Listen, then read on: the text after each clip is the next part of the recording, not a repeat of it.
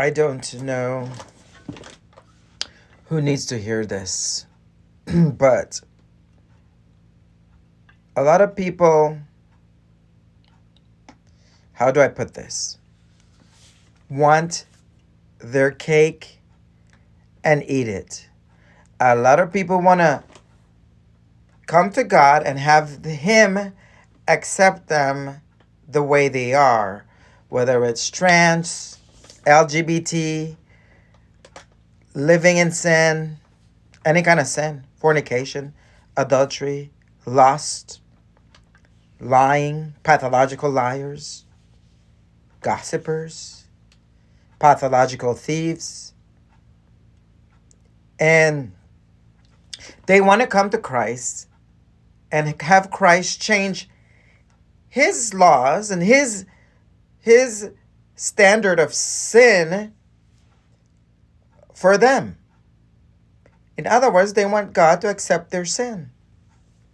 In other words, they want to say, oh, I want to do whatever I want to do. And God should accept me because He's a loving God. Jesus died on the cross so you could come out of sin, so you could be saved from sin. Jesus suffered, died, He suffered, He punished severely, He was separated from the Father.